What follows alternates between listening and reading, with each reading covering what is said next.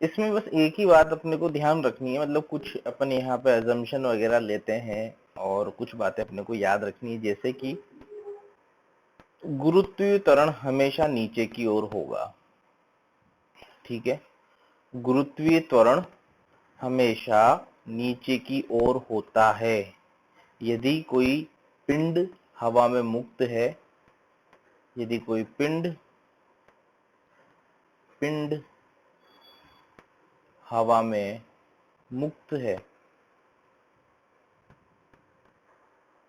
उस पे और कोई अन्य बल नहीं लग रहा है, मुक्त है, तो उसका त्वरण नीचे की ओर, मतलब जमीन की ओर, नीचे की ओर, ऊर्ध्वाधर नीचे की ओर, g इक्वल टू 9.81 मीटर पर सेकेंड स्क्वायर होता है। इस g को अपन लगभग 10 ले लेते हैं गणना करने के लिए। ठीक है, g को अपन क्या करते हैं, लगभग 10 के बराबर ले लेते हैं। ठीक है, कब लेते हैं, कैलकुलेशन वगैरह करने के लिए। तो g का मान ये होता है, जब तक कहा न जाए तब तक हवा का प्रतिरोध नगण्य मानना है, जब तक ना कहा जाए तब तक एयर रेजिस्टेंस नहीं लेना है। ठीक है, तो ये बात ध्यान रखना, इसमें वेग से कोई लेना देना नहीं है। पिंड का वेग किसी भी दिशा में हो, चाहे ऊपर हो, चाहे नीचे हो, चाहे दाएं हो, चाहे बाएं हो, चाहे तिरछा हो, चाहे वो पिंड रुका हुआ हो, अगर वो हवा में मुक्त है तो गुरुत्वीय त्वरण या पिंड का जो त्वरण होगा वो नीचे की तरफ g के बराबर होगा। मैं एक बात क्लियर कर देता हूं, तुम ऊपर की दिशा को प्लस लेना चाहो तो ऊपर की दिशा को प्लस ले सकते हो, तुम नीचे की दिशा को प्लस लेना चाहो तो नीचे की दिशा को प्लस ले सकते हो, तुम किसी भी दिशा को धनात्मक मान सकते हो, परंतु जिस दिशा को तुम धनात्मक मानोगे उस हिसाब से g का मान तुम्हें रखना है। सपोज करो तुमने ऊपर की तरफ पॉजिटिव माना, ठीक है, तो मैं g को मैं लिखूंगा, जो मतलब त्वरण लिखूंगा ना, एक्सेलरेशन, वो -g लिखूंगा।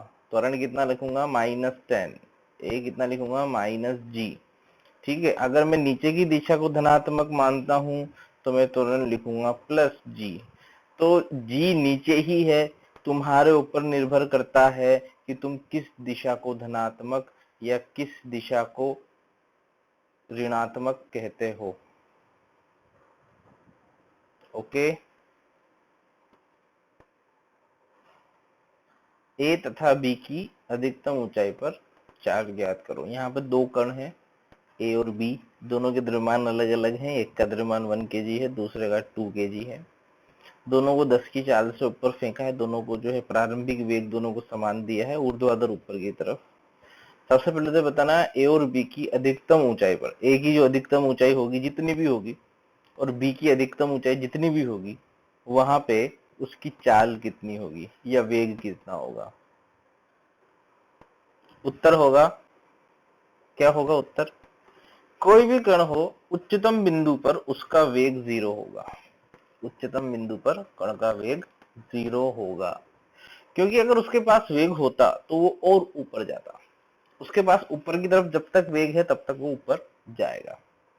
ठीक है, अगला प्रश्न, ए तथा बी को अधिकतम ऊंचाई पर पहुंचने में कितना समय लगेगा। ए को कितना समय लगेगा उच्चतम बिंदु पर जाने में और बी को कितना समय लगेगा उच्चतम बिंदु पर जाने में। ऊपर की दिशा को धनात्मक मानते हुए v बराबर u प्लस एटी अप्लाई करने पर ए का अंतिम वेग 0, ए का प्रारंभिक वेग 10 प्लस त्वरण नीचे की तरफ है उसको -10 ले लेते हैं, g का मान 10 मानते हुए, इंटू टी, हल करोगे t बराबर 1 सेकेंड आएगा। ठीक है, क्योंकि दोनों के प्रारंभिक वेग समान है, त्वरण समान है, तो मैं बोल सकता हूँ कि दोनों के लिए जो समय होगा वो समान ही होगा, यानी कि ए का समय भी 1 सेकेंड लगेगा और बी का समय भी 1 सेकेंड लगेगा। ओके, चलो अगला सवाल।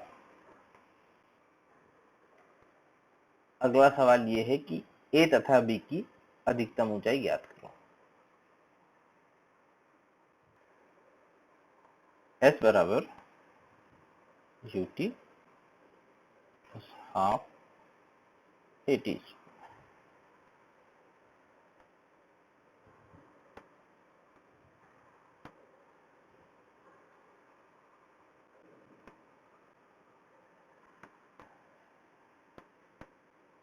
और दोनों के लिए सेम आएगा, इसमें द्रव्यमान से तो कोई लेना देना है ही नहीं। ठीक है, कुल मिला के दोनों की गति एक जैसी होगी, द्रव्यमान का कोई प्रभाव नहीं पड़ेगा।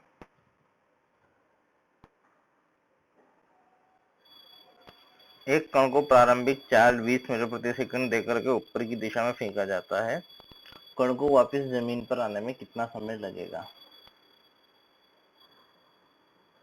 चल, होगा क्या, ये कण ऊपर जाएगा और ऊपर जाके वापस ये नीचे की तरफ आएगा। तो जब ये वापस जमीन पर पहुंच चुका होगा तो इसका विस्थापन कितना हो जाएगा? विस्थापन हो जाएगा 0। जब ऊपर जाके वापस नीचे आ जाएगा तो इसका विस्थापन कितना हो जाएगा? 0। UT 20t plus half A T square. हल करने पर t बराबर 4 सेकेंड और 0 सेकेंड, दो आंसर आएंगे। तो अपने को कौन सा लेना है? 4 सेकेंड लेना है। चलो, कण द्वारा प्राप्त अधिकतम ऊंचाई भी ज्ञात करो, h ज्ञात करो। कण द्वारा प्राप्त अधिकतम ऊंचाई ज्ञात करो। उच्चतम बिंदु पर वेग 0 होता है।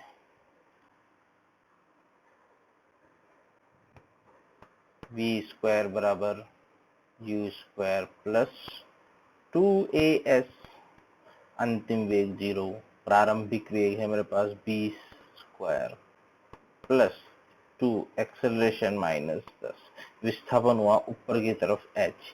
हल करने पर h का मान 20 मीटर आएगा। h equal to 20 meter. चलो अगला सवाल, इसी में अगला सवाल नेक्स्ट। t बराबर 3 सेकंड पर कण की धरातल से ऊंचाई ज्ञात करो।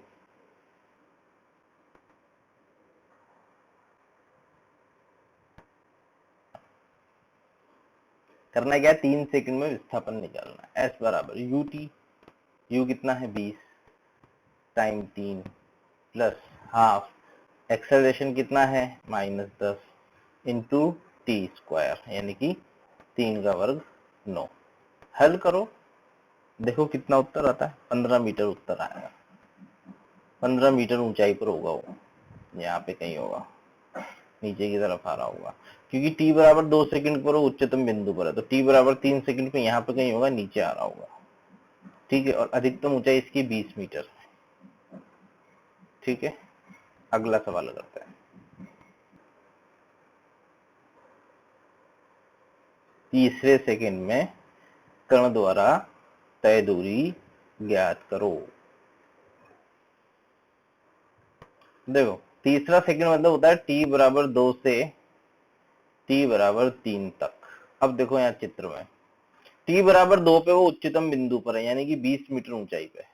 t बराबर 3 पे वो 15 मीटर ऊंचाई पे है, यानी कि एक सेकंड में 2 से 3 में कितना चलाओ? 5 मीटर नीचे। ठीक है, उत्तर क्या आ जाएगा इसका? 5 मीटर नीचे की ओर। ठीक है, विस्थापन पूछा का तो 5 मीटर नीचे, दूरी तो 5 मीटर है ही।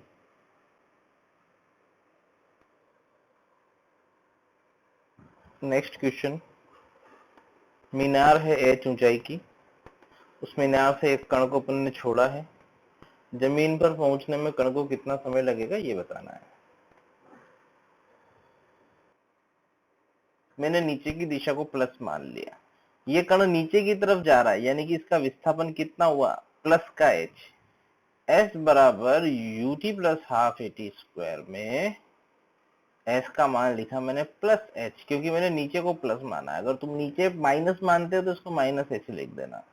यू टी, यू कितना है? 0 है, प्लस हाफ, त्वरण कितना लिखूंगा मैं? प्लस जी लिखूंगा, तो प्लस 10 इंटू टी स्क्वायर। ठीक है, t का मान यहां से आ जाएगा √2h/g।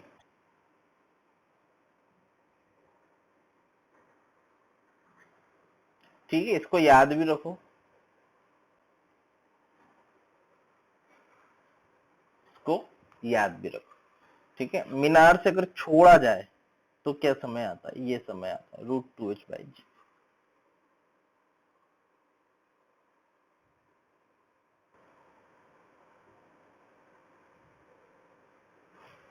चालीस मीटर ऊंची मीनार से उच्चतम बिंदु पर जाकर 10 की चाल से एक कण को ऊपर की तरफ फेंका गया है। कण को जमीन पर पहुंचने में कितना समय लगेगा? देखो, ऊपर की दिशा को प्लस मान लिया। ऊपर की दिशा को प्लस मान करके फिर मैंने क्या किया, S = ut + ½ at² अप्लाई किया।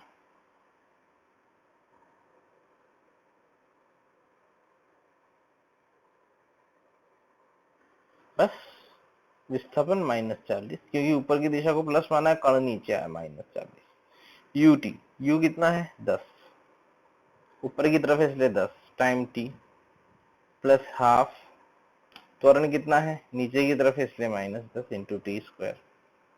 हल करो इसको, t के दो मान आएंगे, -2 और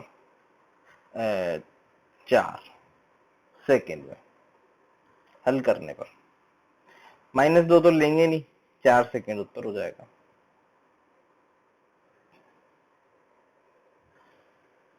अगला सवाल है कि कण की जमीन से अधिकतम ऊंचाई ज्ञात करो। v² = u² + 2as अप्लाई करो। उच्चतम बिंदु पर वेग 0, प्रारंभिक वेग 10, 100 + 2, त्वरण -g नीचे की तरफ, s विस्थापन, ये वाला विस्थापन, यहां से यहां तक का विस्थापन, ये s 5 मीटर आएगा तुम्हारे पास, 5 मीटर। s का मान 5 मीटर मिल गया। अब क्या करें, 40 + 5, जमीन से अधिकतम ऊंचाई 40 + 5, 45 मीटर।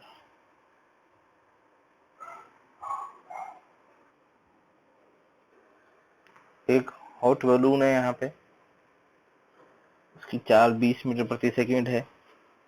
t = 0 पर वो जमीन से 60 मीटर ऊंचाई पर है। एक व्यक्ति है, वहां से कण को छोड़ता है। जब कण जमीन पर टकराएगा उस क्षण पे कण और गुब्बारे के मध्य दूरी ज्ञात करो। या ऐसे ही बोल सकते हो कि गुब्बारे की जमीन से ऊंचाई ज्ञात करो, एक ही बात है।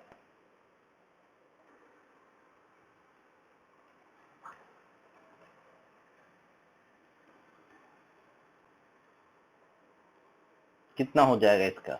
20 मीटर पर सेकंड, क्योंकि इसको छोड़ा है। जितना वेग व्यक्ति के हाथ का है उतना ही वेग छोड़ने के पहले इसका है। अब इसको छोड़ दिया, जैसे इसको छोड़ा अभी हवा में मुक्त हो गया, हो गया। ऊंचाई जमीन से 60 मीटर, विस्थापन S = ut + ½ at²। इक्वेशन लगाओ, -60, ऊपर की दिशा को प्लस मान लो, u 20 t + ½ -10 t²। हल करने पर t का मान आएगा 6 सेकंड। करके देखो, 6 सेकंड लगेंगे इसको ऊपर जाने में, 2 सेकंड लगेंगे, फिर 4 सेकंड में नीचे आ जाएगा। ठीक है, टोटल इस तरह से होगा इसका हिसाब किताब।